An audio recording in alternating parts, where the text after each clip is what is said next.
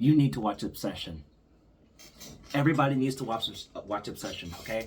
Especially if you're an incel. If you're an incel, or if you're a guy that struggles with getting women's attention and stuff like that, or you have a really hard time in romance like I do, watch Obsession, because that will give you a reason as to why you don't want to push anyone's boundaries. You don't want to cross anyone's boundaries.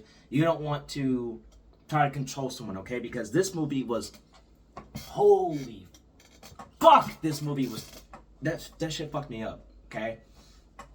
Semi spoilers, but this movie basically just gives you it gives you a lesson on what happens when you try to force someone to love you, okay, and they don't want it, right? And I think it's important for especially guys in my generation and for every other generation to understand this, because in that movie, like I said, semi spoilers, Baron, like, he wishes for Nikki to love him more than anything in the fucking universe, right? But there is no universe where that exists. So she kind of gets, swapped with a different version of herself that does. And, you kind of think, sometimes during the movie, you're trying to ask who really is the antagonist here, right? Who's really the bad guy here? And at first, it seemed like it was Nikki, but there are times where she kind of snaps out of herself, right? And, it was a little confusing at first, but when the main character knows what's happening, he doesn't stop it, because it's what he wanted. But it's not what she wanted. She didn't agree to this. She didn't have a choice. Her freedom was taken away, and she was trying to get out of it. There was even a point in the movie where she just wanted it to end. But he didn't want it to end, because it's what he wanted, right? But that's the thing about it, is that when you don't value someone else's autonomy and their freedom, now you're the bad guy. Because that's something that every human, man or woman, needs, right? And this movie gives you a huge lesson on why it's important to value someone else's autonomy and their own freedom. Because when crap hit the fan, all of his friends started dying. But he didn't stop it.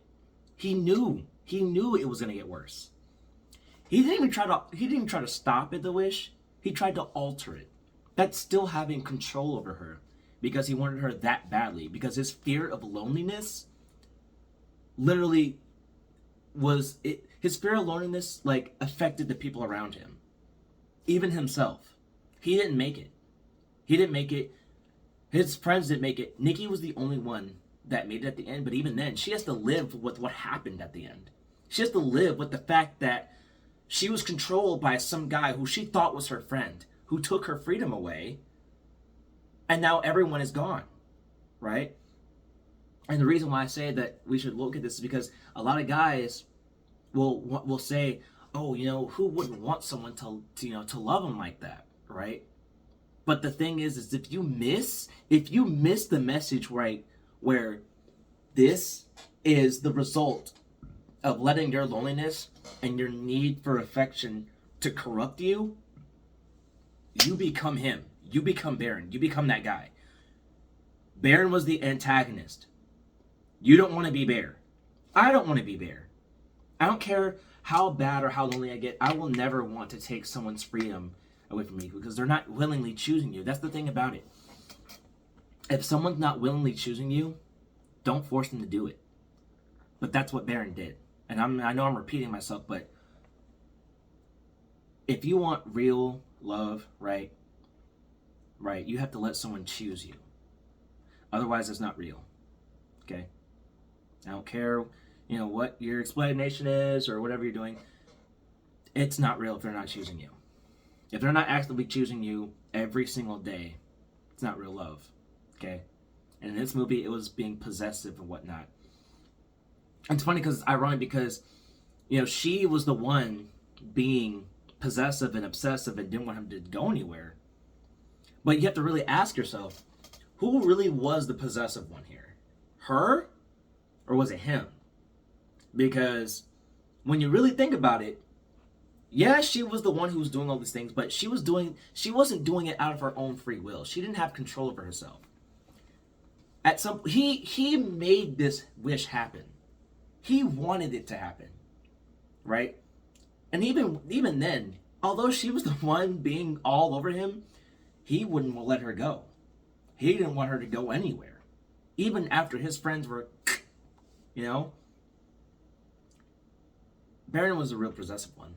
Even if he didn't physically harm anyone, he was the actual possessed one. He was the one that was obsessed with her, to the point to where he made a wish that took away her freedom for her to love him. That's corrupted love. That's what that is. Possessiveness, obsessiveness, lack of autonomy for someone else, for your own gain. You don't want that. So every single incel, every person out there needs to watch Obsession. It is a phenomenal movie, and it is a great lesson. I would watch it 100 times. I'd watch it again. Brutal movie, but I would watch it again. Stop what you're doing and go watch that motherfucking movie, all right? Stop. I don't care if you're watching kids. I don't care if you're eating. I don't care if you're breathing. Go watch that motherfucking movie now. Please. Thank you.